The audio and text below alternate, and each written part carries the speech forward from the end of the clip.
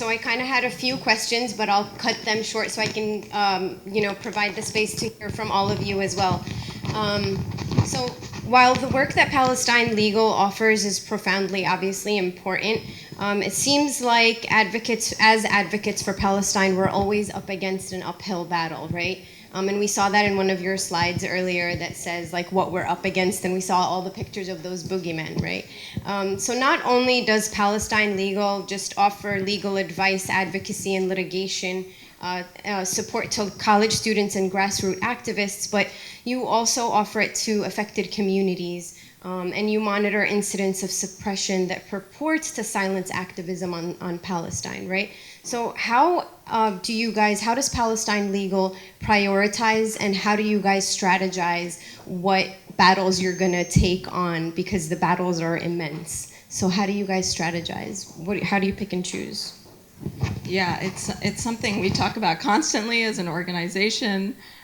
Because it is overwhelming, the amount of requests we get for help, and the various levels that we have to fight on. You know, where there's Congress, there are state legislatures, there are campuses. You know, there are small incidents and big incidents, and it is a constant battle to strategize and prioritize what we're doing. But it's also a process of trying to be in communication with all of the other organizations and groups out there, so that we're not duplicating efforts, so that we're working together and amplifying each other's work. So there are efforts to coordinate with a lot of other organizations out there. You know, our role, for example, on the legislative work is to provide legal analysis of the legislation and to provide resources for the people doing the lobbying. We're not the ones doing the lobbying most of the time, right? That's not where our strength is. We want to encourage others to do that and to provide resources for other people to do that. And we work with, you know, groups like US Campaign and Jewish Voice for Peace, and, you know, coordinate those efforts. And then, you know, in our day-to-day intake work, you know, responding to requests that come to us, it's a matter of deciding, you know, who's the most vulnerable, who is the least able to get other legal advice, really, what are the biggest consequences that we're dealing with here, and we tend to prioritize those kinds of cases that, you know, where people don't really have anywhere else to turn. In light of President Donald Trump's most recent executive order, and no, I'm not talking about the Muslim ban, the one issued on Friday, just 2 days ago on March 22nd, right? Palestine Legal, on your website, you write that, quote, this order actually squelches the free and open debate it claims to promote, right? And so I read this executive order, and a lot of people probably read this executive order. On its face value, it looks like it's something that's quite decent. But then can you help us break down why we shouldn't take this executive order at face value, and why we shouldn't take a lot of the policies that are articulated at face value, and why? Can we take anything Trump says or does at face value? One. You know, I think he has made very clear from the beginning that he is anti-free speech. He has done everything he can to undermine the First Amendment, whether it's freedom of the press or, you know, our rights to protest. We're in the midst of this moment where the far right in this country is introducing sweeping legislation in, you know, states across the country, trying to undermine our right to protest. You know, critical infrastructure bills targeting protests against the pipelines. We're seeing anti-protest bills that would criminalize certain kinds of protest, and even supporting protests. So we have to see it in that context. And in the context, what is Trump really responding to? He's responding to right-wing white supremacist speakers being protested on campuses and being denied a platform on campuses, and, you know, claiming that their First Amendment rights are being violated. The fact is that the First Amendment protects our rights to protest. That's what it's protecting.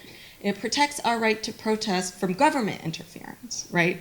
So if we don't have a right to speak without being protested, we don't have a right to be heard. If people don't like our message, our racist, white supremacist messages, they don't have a right to a platform. So that the way that this executive order is trying to impose a kind of, well, we have to hear all sides. No, we don't. They're trying to impose this on universities, and what the effect is going to be undermining universities' academic freedom rights and students and others for First Amendment rights to protest this kind of speech by right-wing forces, etc. So the intent and the design is really to undermine all of our rights and bolster those of white supremacists ultimately.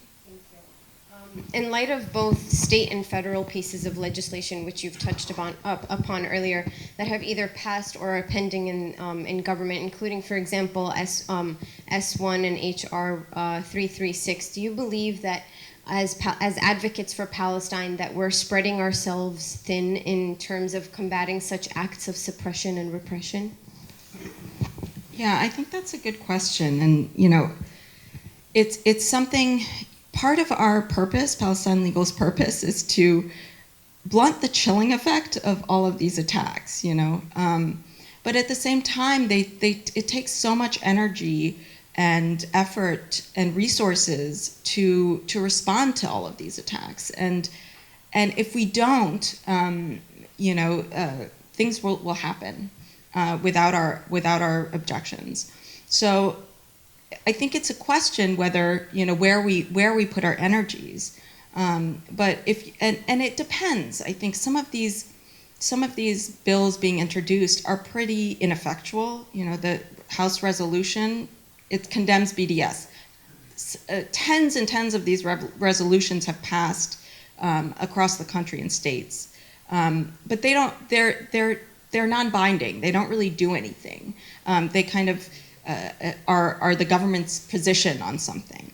So I think we should oppose them, but we should reserve our energies for bills like the Anti-Semitism Awareness Act that has just been reintroduced and has been defeated before. But this bill tries to equate criticism of Israel with anti-Semitism to make it easier to punish people who are advocating for Palestinian rights. We have to defeat that. We have to defeat the Israel Anti-Boycott Act if it comes back, which imposes criminal penalties on companies that follow certain boycotts. So I think prioritizing certainly is important, where we're putting our energies, and but it really is important, I think, especially now, to make our voices heard in these legislative spaces where they're being forced to respond. They're being forced to listen to us right now. We're at a point where this issue is really kind of at the top of people's minds, and they can't slip up, So we have to hold them accountable. Yeah. And finally, just so that we're not leaving it on either a too optimistic of a note or too pessimistic of a note, there's a saying that sometimes you have to be a PACC optimist, so you kind of have to have a balance between the two. So I'm just wondering, where is the silver lining for you in all of this, and kind of where do you see the movement on solidarity for Palestine maybe in like 5 years and beyond that? Where's the silver lining for you and for Palestine Legal? And then I'll start taking questions from the audience. Yeah, I mean, this work is quite depressing sometimes, I have to admit. But it really is, my hope is always, seeing the creativity and the passion and the dedication of activists and of our communities, and we're at a point where we won't take it anymore. We're at a point where we're integrated and engaged in our professions and in our communities in a way that I think is new for us, and so I think the mobilization of the community is critical, and seeing young people get engaged, and not just focused on Palestine. Again, it's that ability to declare our values and make the connections. We're not just fighting the intersections. We're not just fighting. If we're fighting for equality for Palestinians, we have to stand up and fight for racial justice in this country. We have to fight against mass incarceration. We have to fight for indigenous rights.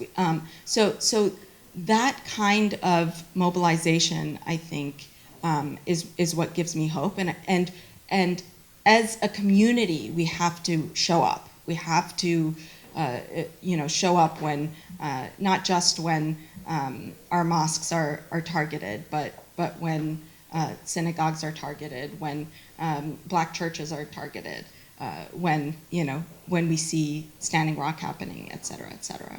We've got to show up.